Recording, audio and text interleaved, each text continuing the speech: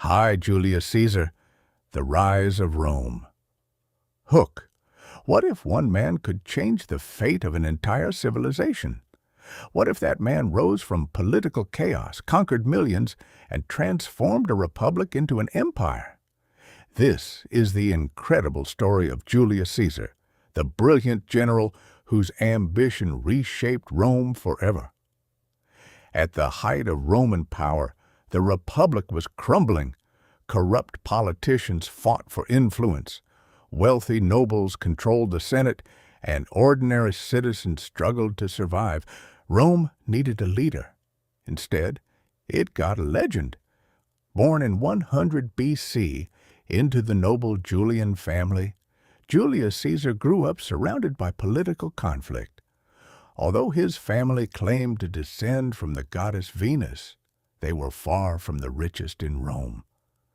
When the ruthless dictator Sulla seized power, Caesar was ordered to divorce his wife because of her political connections.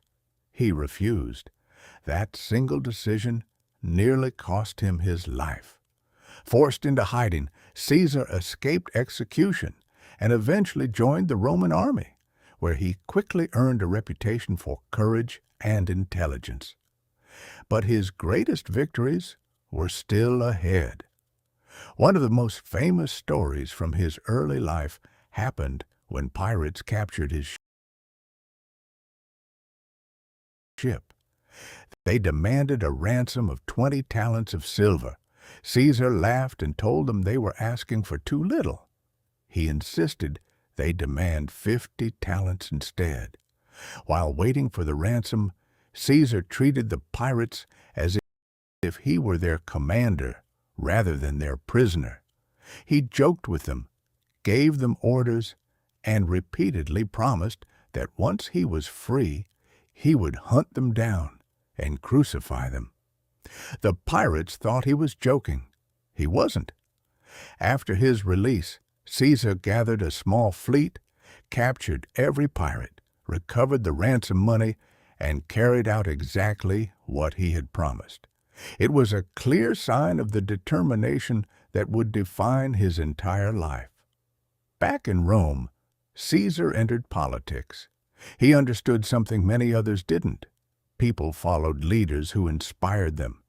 Through powerful speeches, public celebrations, and bold promises, he won the support of ordinary Romans.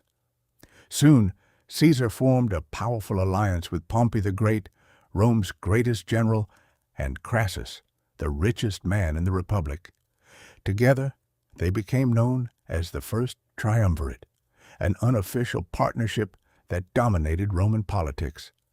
After becoming consul, Caesar received command of the Roman provinces in Gaul. It was there that history changed forever.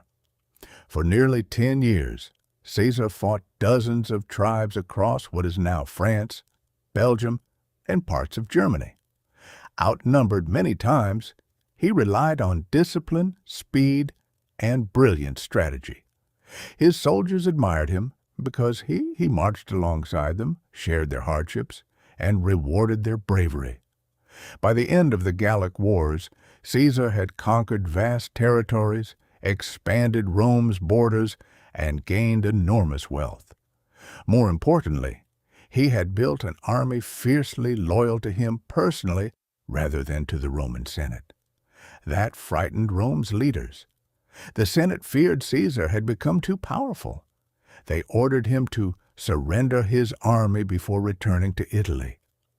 Caesar faced an impossible choice: obey the Senate and lose everything, or march on Rome itself. In 49 BC, he made the decision that changed history forever. Standing before the Rubicon River, the legal boundary his army was forbidden to cross, Caesar gave the order to advance. The die is cast. With those famous words, he launched a civil war that would end the Roman Republic. Caesar defeated Pompey and his allies one by one. His victories made him the undisputed ruler of Rome. He introduced reforms, expanded citizenship, reorganized the government, and even reformed the calendar, creating the foundation of the modern calendar we still use today. But power always creates enemies. Many senators feared Caesar wanted to become king, a title Romans hated after centuries of republican rule. On the Ides of March, 44 BC, a group of conspirators surrounded him inside the Senate. Among them was Brutus, a man Caesar trusted. 23 stab wounds ended the life of Rome's greatest general. Yet his death did not save the Republic. Instead, it plunged Rome into another series of civil wars that eventually brought Caesar's adopted heir, Octavian, to power as Augustus, the first Roman emperor.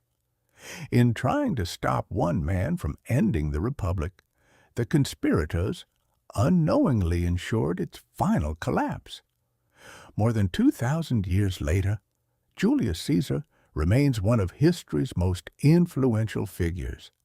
Military leaders study his campaigns, politicians admire his charisma, and historians still debate whether he was a hero, a tyrant, or both.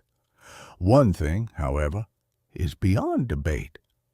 Without Julius Caesar, the history of Rome and perhaps